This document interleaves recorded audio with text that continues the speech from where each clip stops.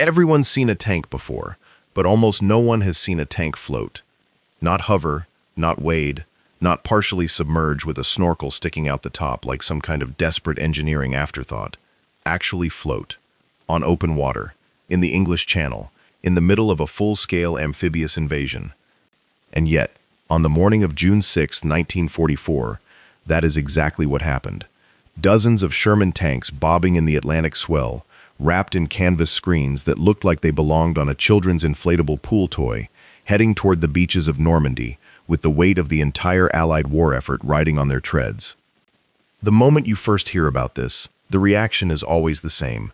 You laugh, and then you stop laughing, because you realize it actually worked. And if you want to understand why it worked, why the Allies trusted their armor to a canvas tube and some prayers, and why the decision to develop this absurd, improbable, magnificent piece of engineering might have been one of the most consequential choices of the entire Second World War, you need to go back to the beginning, back to a problem so enormous, so seemingly unsolvable, that the smartest military minds in the world sat in rooms and stared at maps and quietly admitted they had no idea how to crack it. Before we get into it, if you're new here, and you enjoy deep dives into the machines, decisions, and moments that actually changed history, hit subscribe. There is a lot more coming, and you don't want to miss a single one. Now, let's talk about the wall. Not a metaphorical wall, an actual wall. Thousands of miles of it, running from Norway to the Spanish border. Concrete bunkers, artillery emplacements, machine gun nests, minefields, steel obstacles jutting out of the water like the teeth of some ancient prehistoric creature. Anti-tank ditches, barbed wire, fortified cliffs. The Atlantic Wall was Adolf Hitler's single greatest defensive achievement, and in early 1944, it stood between the Allies and the liberation of Western Europe. The problem wasn't just that it was formidable, the problem was what it did to the fundamental rules of armored warfare. Tanks work on land. Everyone knows that. You drive them across ground, they crush obstacles, they absorb small arms fire, they suppress enemy positions, and they support the infantry that moves behind them. That formula had been proven in North Africa, in Sicily, in Italy. Armor equals survival. Without tanks, infantry attacking a defended position bleeds. With tanks, the equation changes. But the beaches of Normandy weren't land. They were killing grounds. The moment Allied soldiers touched the waterline, they were in the open. They were silhouetted against the water behind them. They had nowhere to go except forward. Into fire. German machine gunners in those concrete bunkers had spent years zeroing their weapons on every meter of those beaches. They knew the ranges, they had the angles, and the soldiers coming in on landing craft had nothing to hide behind, nothing to shoot back with, nothing to protect them from the storm of steel that waited in the gray morning air. Artillery could soften the defenses. Bombers could try. Naval guns could pound the coastline for hours. But at the end of it, when the ramps went down, the infantry still had to walk into that fire. And the statistics from every previous opposed amphibious landing of the war made the casualty projections absolutely horrifying. The question that haunted Allied planners throughout 1943 was simple but brutal. How do you get armor onto a beach that doesn't have a harbor? Because without a harbor, without a port, you couldn't drive tanks off ships directly onto dry ground. Landing craft could carry men. They could carry some vehicles. But a Sherman tank weighed over 30 tons. You couldn't just float it off the back of a Higgins boat. You couldn't drop it into 4 feet of surf and expect it to drive to shore. The moment the ramp went down and the tank drove off, it would sink. Instantly. Into the cold, dark water of the English Channel. The entire logic of the invasion seemed to collapse at that point. You needed tanks to crack the beach defenses. But you couldn't get tanks onto the beach until you had a harbor. And you couldn't build a harbor until you had taken the beach. It was a circle with no exit. Unless you could make the tank float. That idea didn't come from a general. It didn't come from a weapons designer or a military strategist sitting in a comfortable office in London. It came from a Hungarian-born engineer named Nicholas Straussler, a man who, by the early 1940s, had already spent years developing armored vehicles and thinking about problems in ways that most orthodox military thinkers simply refused to consider. Straussler's insight was elegant in its concept, even if absurd in its execution. A tank is made of metal. Metal sinks, but a tank also has volume, interior space filled with air and machinery and fuel. If you could contain that volume, if you could essentially build a watertight wall around the entire vehicle that displaced enough water to offset the weight of the steel, you could achieve buoyancy. in theory. The theory was sound, the engineering was the nightmare. What Straussler proposed was a collapsible canvas screen attached to a floating platform that would be mounted around the hull of a standard tank. When raised, the screen would create a large enough sealed volume to keep the tank above water. When lowered, once the tank reached the beach, the screen collapsed out of the way, and the vehicle was combat-ready within seconds. The tank's own propellers, driven off the engine, would push it through the water. The crew would steer, using the movement of the tracks and a rudder system connected to the propellers. It was called the Duplex Drive System, DD for short, and informally, inevitably, the crews who trained on it called them Donald Ducks, because they waddled, because they floated, because the whole arrangement looked like something from a cartoon. The British military, to their enormous credit, did not laugh. They saw the proposal, ran tests, watched a tank float across a test lake in Britain in 1941, and immediately understood what they were looking at. Not a joke, not an experiment for a distant future. A solution, a real, deployable, potentially war-winning solution to the problem that had been strangling D-Day planning for years. Now, the gap between the idea working in a calm lake and the idea working in the English Channel on the largest amphibious invasion in human history was an enormous one, and the story of how that gap was bridged, and where it failed and where it succeeded, is really the story of June 6, 1944. Let's talk about the vehicle itself, because the DD tank is worth understanding in detail. The base platform was the Sherman M4A4, specifically chosen for American forces, though the British used Valentine tanks in early testing before transitioning to the Sherman as well. The Sherman was not the best tank in the world by 1944. It was outgunned by the German Panther and Tiger. Its armor was thinner. Its gun, a 75mm in most variants, struggled against the frontal armor of the bigger German vehicles. But the Sherman was reliable. It was produced in staggering numbers. It was mechanically simple enough that crews could maintain it in the field, and critically, its hull design was compatible with Straussler's screen. The flotation screen itself was made of 36 rubber tubes positioned around the tank's perimeter, connected by a canvas skirt. When inflated and raised on a metal framework, the screen extended roughly 2 feet above the hull roof, creating a watertight envelope around the vehicle.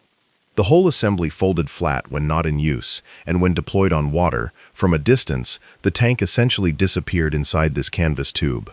What you saw floating toward shore wasn't a tank. It was a rectangular canvas box being pushed through the waves by an engine you couldn't see, with the gun barrel occasionally visible poking above the top, which must have looked absolutely surreal to anyone watching from the beach.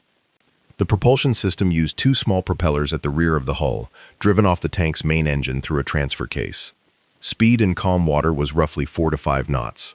That sounds modest until you consider the alternative, which was arriving on the beach inside a landing craft that would be the primary target of every German gun within range.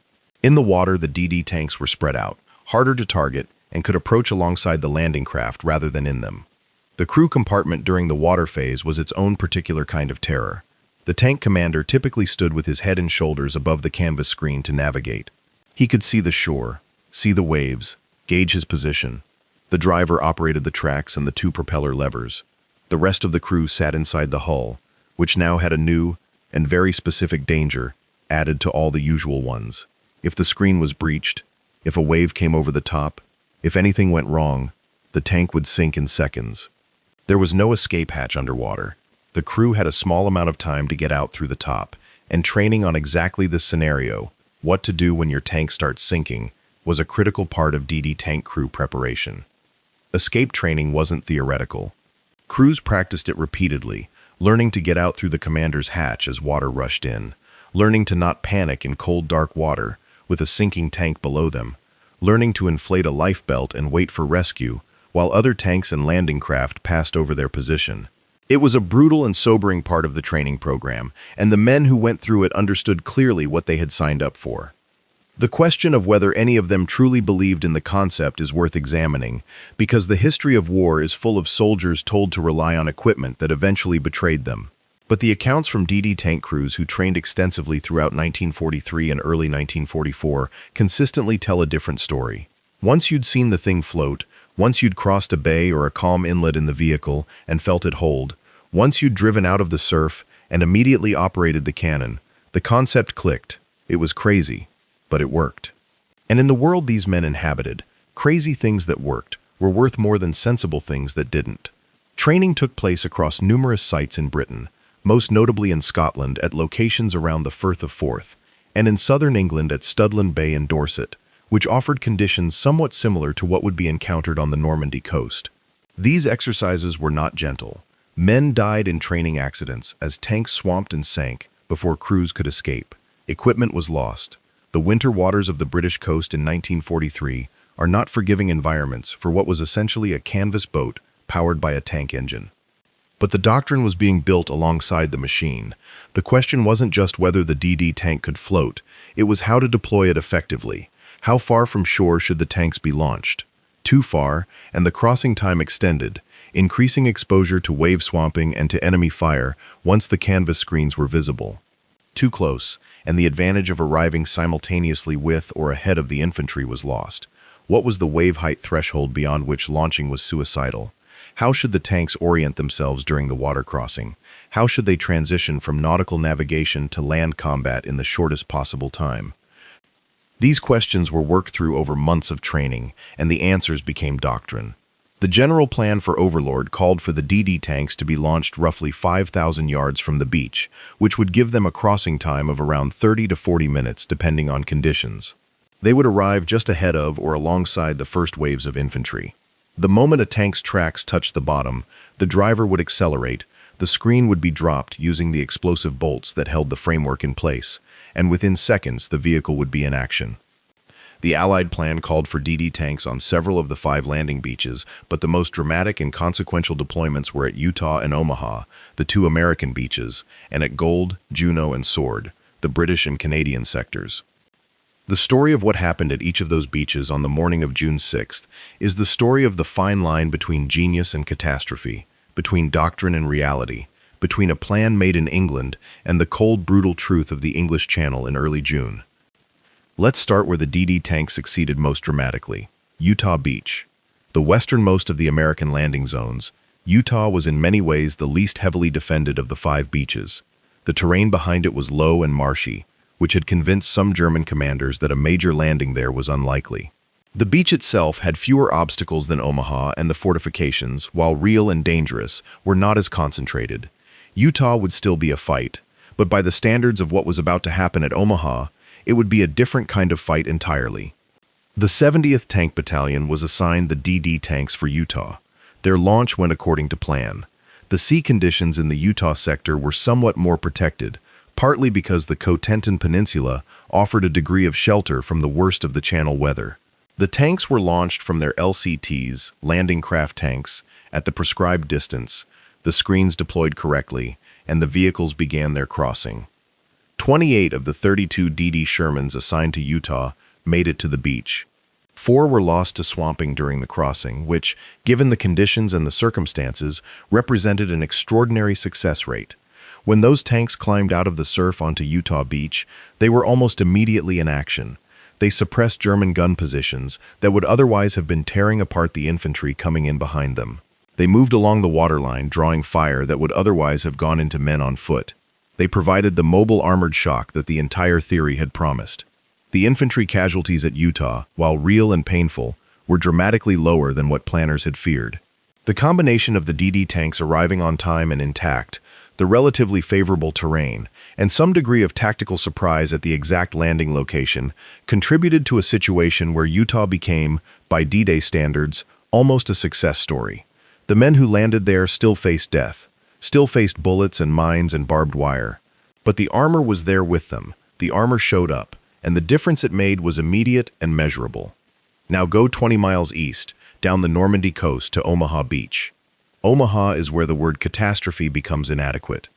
Omaha Beach was a natural killing ground. The beach itself was broad and flat, offering almost no cover.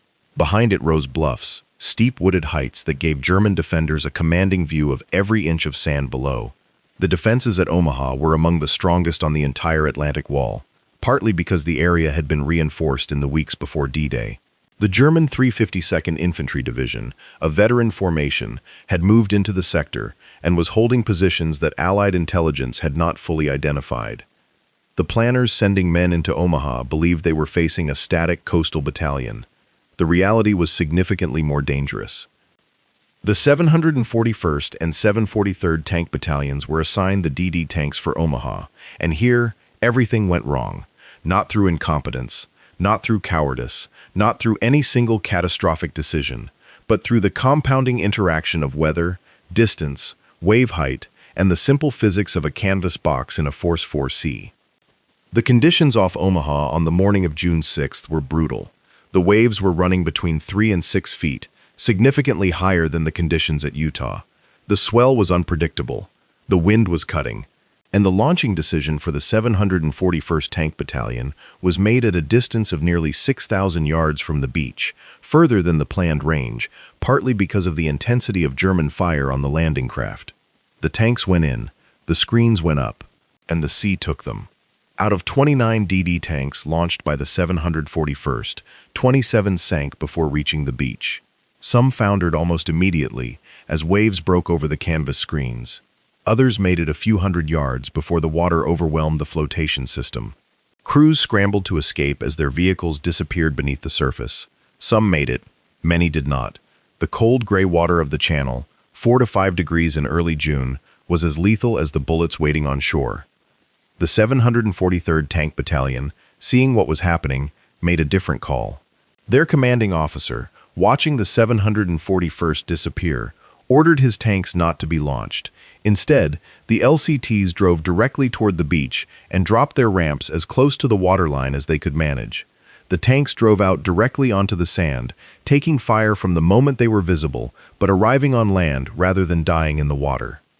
A handful of DD tanks from the 741st survived, helped partly by luck and partly by the fact that some LCT commanders, realizing the disaster unfolding around them, drove their craft in close and beached them directly. These survivors fought desperately on Omaha for hours, and their effect was real. But there were so few of them. The infantry who came ashore at Omaha in those first hours found almost no armor waiting for them. The devastating machine gun fire from the heights, the German 352nd dug in and alert, the chaos of a landing going catastrophically wrong, all of it compounded in a way that produced some of the bloodiest fighting of the entire European campaign. In certain sectors of Omaha Beach that morning, casualty rates among the first-wave infantry exceeded 50%. The question that arises immediately, the one historians have debated for 80 years, is whether the decision to launch the DD tanks from 6,000 yards was correct. Or put more precisely, was it correctable? Were there people in the chain of command who saw the wave conditions and had the authority and the judgment to say, "We don't launch today, we drive in direct"? The honest answer is that this decision existed in a particular hell of military command. The overall plan called for launching at that distance. Deviation from the plan required judgment calls made in the dark, in rough water, under fire, with no clear communication up or down the chain. The officers making those calls were not fools. They were experienced men in an impossible situation. And the tragedy is that the correct call, the one that the 743rd eventually made, was available, was demonstrably the right choice given the sea state, but was made too late for the 741st. It is one of the most painful ironies of D-Day that the weapon designed to save lives at Omaha became part of the disaster there, while the same weapon, used slightly differently, with slightly better conditions, worked almost perfectly at Utah. The gap between those two outcomes is a few feet of wave height and a few hundred yards of launch distance. That is how thin the margin between genius and catastrophe can be. Now let's move to the British and Canadian beaches, because the story there adds another dimension entirely. At Gold, Juno, and Sword, the DD tanks were deployed by British and Canadian armored units, and the overall British approach to the challenge of landing armor on a defended beach was somewhat broader than the American one. This was partly due to a difference in how the British had processed the catastrophic lesson of the Dieppe raid of August 1942. Dieppe deserves its own discussion, but for our purposes the essential point is this. At Dieppe, nearly 5,000 Canadian and British troops landed on a heavily defended French port in what was presented as a large-scale raid. The operation was a disaster. Of those who landed, nearly half were killed or captured. The tanks brought ashore never got off the beach, blocked by obstacles, sinking in deep pebbles, destroyed by fire they couldn't suppress fast enough. The casualty rate was horrifying, the tactical lessons were excruciating, and the British took those lessons more seriously than perhaps any military institution had ever taken a defeat. What emerged from Dieppe was a philosophy. The philosophy was this: in an opposed amphibious landing, the infantry going onto the beach needs immediate, specialized armored support for every problem they will encounter. Not just tanks, not just standard armor. Purpose-built solutions to specific obstacles. A tank that can clear mines, a tank that can breach seawalls, a tank that can lay a bridge over an anti-tank ditch, a tank that can create a gap in barbed wire, a tank that can absorb a direct hit from a bunker's artillery while other vehicles maneuver. The result of this philosophy was a collection of vehicles so strange, so purpose-built, so aggressively weird in appearance and function that the American officers who first saw them reportedly thought the British had lost their minds. These vehicles were called Hobart's Funnies, named for Major General Percy Hobart, the armored warfare expert who led the British 79th Armored Division and who was responsible for developing and deploying them. Hobart's Funnies were a family of specialized armor built on tank hulls, mostly Churchill and Sherman platforms, each designed to solve one specific problem. The Crab was a Sherman with a rotating flail drum on the front, spinning heavy chains that detonated mines by contact, clearing a path through minefields at walking speed. The Crocodile was a Churchill tank modified to carry a flamethrower, capable of projecting flame over 100 yards, designed to eliminate bunkers and fortified positions that conventional tank fire couldn't suppress. The Havre, the Armored Vehicle Royal Engineers, was a Churchill fitted with a petard mortar that fired a massive 25-pound demolition charge called a flying dustbin, specifically designed to demolish concrete fortifications at close range. The Fashion Carrier deployed bundles of brushwood into anti-tank ditches, allowing other vehicles to cross. The Ark was a bridge-laying tank that could drive into position and allow other vehicles to cross over its own hull. The Bobbin was a carpet layer, unrolling a fabric road over soft sand to prevent vehicles from bogging down. And then there was the DD tank, which Hobart's division also deployed, but which was just one component of a broader integrated approach to the problem of landing on a defended beach. The American commanders, presented with the option of using Hobart's Funnies for their own beaches, largely declined. The reasons were partly logistical, partly doctrinal, and partly a product of the different ways American and British military culture processed innovation. General Omar Bradley accepted the DD tanks. He declined the specialized obstacle clearance and bunker clearing vehicles.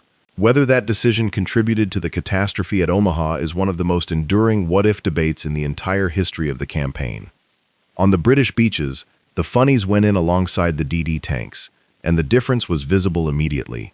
At Gold Beach, where the British 50th Infantry Division landed, the combination of DD tanks arriving in the surf, crab flails clearing paths through the minefields, and AVREs demolishing bunkers at close range created a pattern of coordinated armored assault that suppressed the defenses rapidly enough to give the infantry the margins they needed.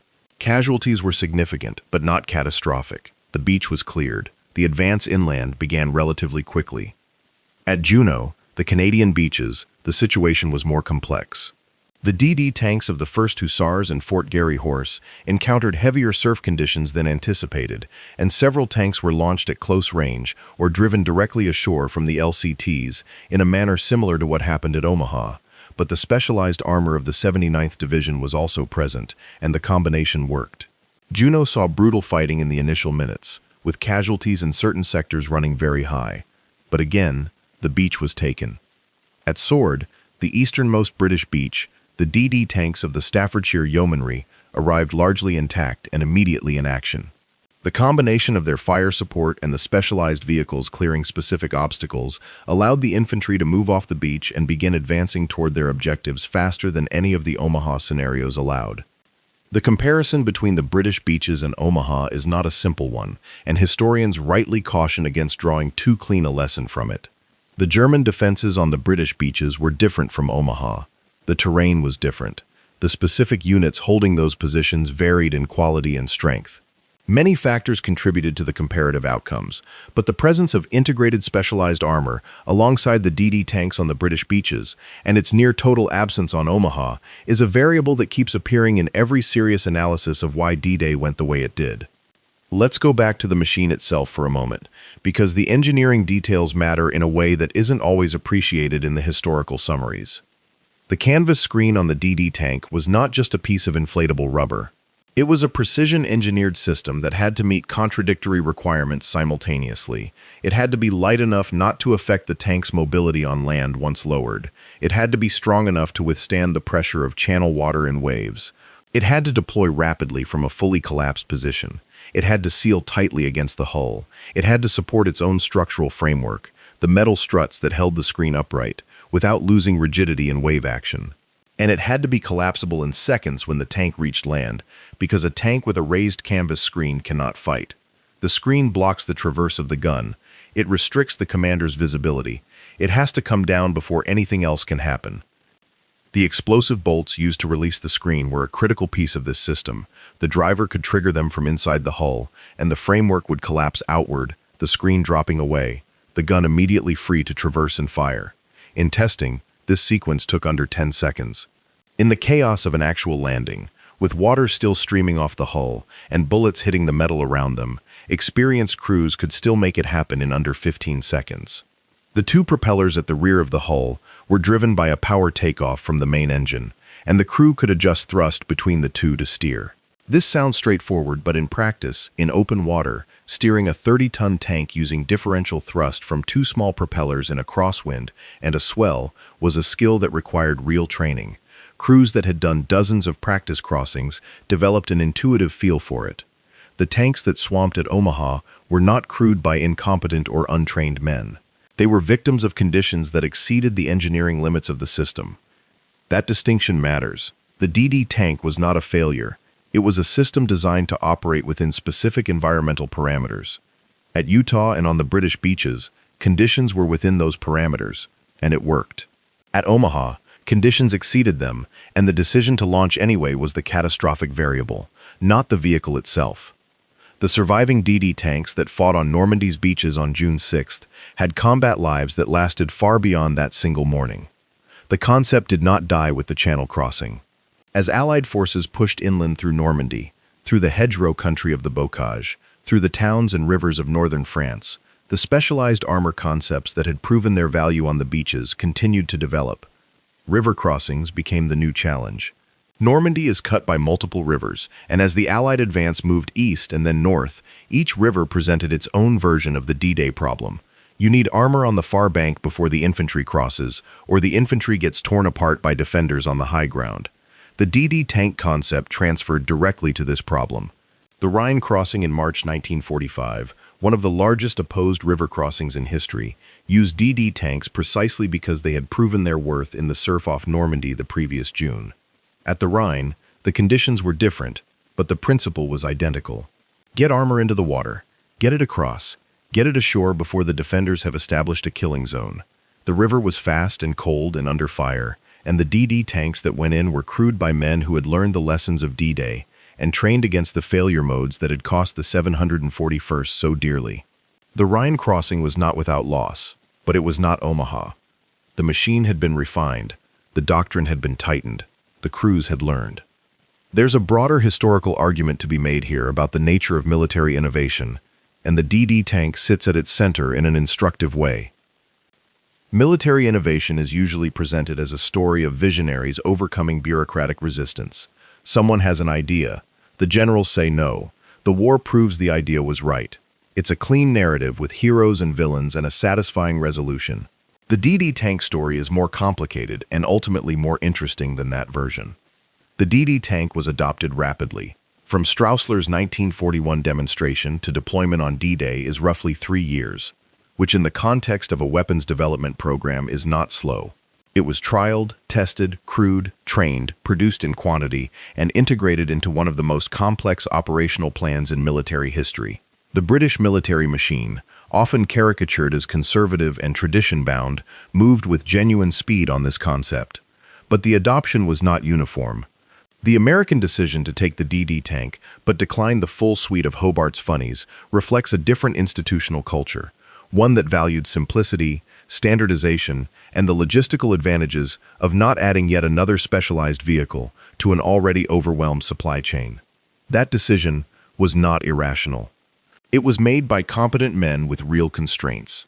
The tragedy is that the costs of that decision were borne by the men who went ashore at Omaha, not by the planners who made it. Percy Hobart himself is a figure worth dwelling on, because his story illuminates something important about the relationship between genius and institution. Hobart had been regarded before the war as one of Britain's foremost armored warfare theorists. He had advocated for independent armored formations, for the integration of tank, infantry, artillery, and air support in a combined arms doctrine that would become the signature of Allied tactical thinking by 1944. And he had been pushed out of the army in 1940, considered too difficult, too abrasive, too insistent on ideas that disrupted comfortable hierarchies. He was found by Winston Churchill, driving an enlisted role in the Home Guard. Churchill, who had his own experience of being pushed aside by institutional conservatism and who understood the cost of discarding talent, reinstated Hobart and gave him the 79th Armored Division with essentially a blank check to develop specialized armor for the invasion of Europe. The vehicles Hobart created with that blank check, the funnies, the DD tanks, the flails and the AVREs and the fascine carriers and all the rest, were not the products of a comfortable creative process. They were the products of a man who had been told his ideas were wrong for a decade, and who had spent that decade being proved right in the most brutal possible way. Hobart understood viscerally what happened to infantry without proper armor support. He had watched it happen. He had calculated the casualty rates. He had sat with the numbers that said, if you put men on a defended beach without the right tools, a certain percentage of them will die unnecessarily, and that percentage has a name on every roll call. That knowledge drove him, and the vehicles it produced saved thousands of lives on June 6, 1944.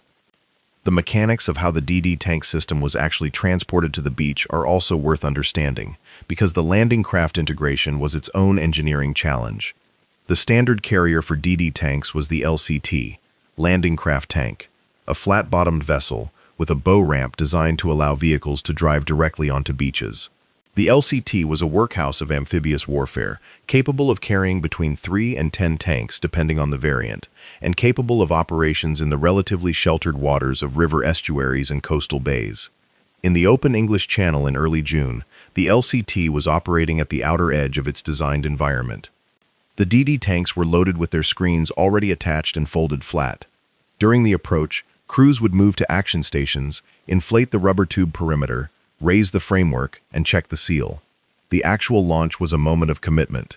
The ramp went down, the tank drove forward, the hull hit the water. And for a few seconds that must have felt much longer. The question was whether the screen would hold. In the briefings before June 6th, crews were told the system had been tested extensively and was reliable. They were told what to do if it failed. They were given the procedures for controlled escape from a sinking tank. They were not told what percentage of practice launches had resulted in swamping, partly because that number varied so much depending on conditions, and partly because the military logic of the time held that the information might reduce willingness to go rather than improving preparation. Whether that was the right call is a question you can argue either way. The men who trained on the DD tanks were not naive about the risks. They had seen tanks sink in training. They knew the edge cases. They knew that a 6-foot wave at the wrong angle could breach the canvas. They went anyway.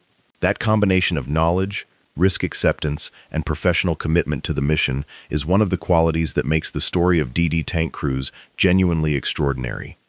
The experience of being inside a DD tank during the Normandy crossing has been described in memoirs and interviews by surviving crewmen, and those accounts share certain consistent elements. The noise was extraordinary, the engine running at high power, the slap of waves against the canvas, the distant sound of naval gunfire and aircraft overhead, the smell of seawater and engine exhaust mixing in the confined space. The physical sensation of the tank moving in a way no tank was designed to move, rising and falling with the swell, occasionally lurching sideways when a wave hit the screen at an angle. The commander, standing with his upper body above the screen, had the most direct experience of the crossing. He could see the other tanks around him, the canvas screens of 24 or 30 vehicles spread across the water, all heading toward the gray line of the shore. He could see the flashes of the naval bombardment, hear the distant crack of German artillery beginning to find the range, watch the shoreline growing slowly closer through binoculars or simply over the canvas edge. The decision the driver faced when the tank's tracks touched the bottom was one of those moments where training had to override instinct. Every instinct said slow down when the ground appears beneath you. The training said accelerate, get out of the water fast, get the screen down, get the gun up. The transformation from floating canvas box to fighting tank had to happen in the few seconds between touching the bottom and reaching the tide line, because those were the seconds when the tank was most vulnerable, still partially submerged, screen still up, guns still unable to traverse, crew still in the nautical mindset rather than the combat one. The crews who had trained extensively on this transition developed a discipline around it that was almost reflexive. Touch bottom, accelerate, hit the bolts, feel the screen drop, gun up, traverse, identify target, fire, in 20 seconds or less. From canal barge to tank destroyer in one breath. The tanks that got ashore at Utah went through this sequence and came out fighting. The crews of the 741st Tank Battalion who went into the water at Omaha and were lost before they reached the shore never got the chance to make that transition. That difference between the men who made it to the fireside and the men who died in the cold water before they could fight is the human weight of the engineering question that the DD tank was created to answer. There's one more dimension of this story that doesn't get enough attention, and that is the intelligence and deception dimension. Operation Overlord was supported by one of the most elaborate deception operations in the history of warfare, Operation Bodyguard, and its most famous component, Operation Fortitude, which convinced the Germans that the main Allied landing would come at Pas-de-Calais rather than Normandy. The success of that deception contributed directly to the survival of the Normandy bridgehead in the crucial days after June 6th, when Hitler hesitated to release panzer reserves because he believed the Normandy landing was a feint. The DD tanks were part of the security problem that the deception operation had to solve. You cannot hide 5,000 ships and the forces they carry. What you can do is confuse the enemy about where they are going and what they will bring. The presence of DD tanks in the invasion fleet was not publicly known before June 6th, and the German defenders who encountered them on the beaches had not, in most cases, been briefed on the possibility of swimming tanks. There are accounts from German defenders at Utah who, seeing the canvas screens approaching through the water, initially reported unidentified objects, possible new type of landing craft, before the screens dropped and 30-ton Sherman tanks began shooting back at them. The psychological shock of that moment, boats becoming tanks in 20 seconds, is difficult to overstate. The entire mental framework of beach defense is built around the idea that the enemy is vulnerable while in the water and becomes dangerous when he reaches land. The DD tank collapsed that distinction. The enemy was dangerous while still in the water. The moment when the defenders expected to begin suppressing a landing, the moment when experience and training said, "This is when you pour fire onto the men coming out of the surf," that moment was suddenly also the moment when tanks were rolling out of the waves and shooting back. The tactical disruption this caused among German defenders who encountered functional DD tanks was documented in post-action reports and prisoner interrogations. Defenders who had been preparing to engage infantry with machine guns and mortars found themselves suddenly targeted by 75mm tank rounds. The response to that threat requires a different kind of weapon and a different kind of deployment, and the time it took German defenders to make that mental and physical adjustment was time the infantry behind the tanks used to get off the beach. Disruption of that kind is difficult to quantify but impossible to dismiss. War runs on psychology as much as on physics, and the DD tank did something to the psychology of German beach defense that goes beyond the specific rounds it fired or the specific positions it suppressed. Now let's talk about the broader legacy, because the DD tank didn't end at Normandy, and the principles it embodied didn't end with the Second World War. The concept of amphibious armor, of vehicles that can cross water under their own power and immediately engage in combat, became one of the foundational principles of post-war military planning. The Marine Corps in particular, which had been doing amphibious landings in the Pacific throughout the war, took the lessons of Normandy and developed them into a comprehensive doctrine of ship-to-shore movement that included armored vehicles with integral swimming capability. The LVT, Landing Vehicle Tract, had been used extensively in the Pacific from Guadalcanal onward. These were amphibious tractors, originally designed for cargo, progressively armed and armored, as the island campaigns ground through Tarawa and Saipan and Iwo Jima. The LVT was a different solution to the same problem, a vehicle built from the ground up to swim and fight, rather than a land vehicle adapted for swimming. But the principle was identical. After the war, both the United States and Soviet Union developed purpose-built amphibious armored vehicles that carried the DD concept's logic to its natural conclusion. The Soviet PT-76 light tank, introduced in 1952, was designed from the outset to swim rivers and cross water obstacles under its own power, using water jet propulsion rather than propellers. It became one of the most widely produced amphibious armored vehicles in history, used by dozens of armies across 4 continents. The American M13 armored personnel carrier, which saw extensive service in Vietnam, was designed to float and could cross rivers and flooded paddies that would have stopped conventional armor cold. The Marine Corps' AAVP-7, the amphibious assault vehicle, carries this lineage directly. It is a tracked armored vehicle that launches from ships, crosses open water, and rolls directly up the beach under its own power. Its basic concept, swimming armor that becomes fighting armor the moment it hits land,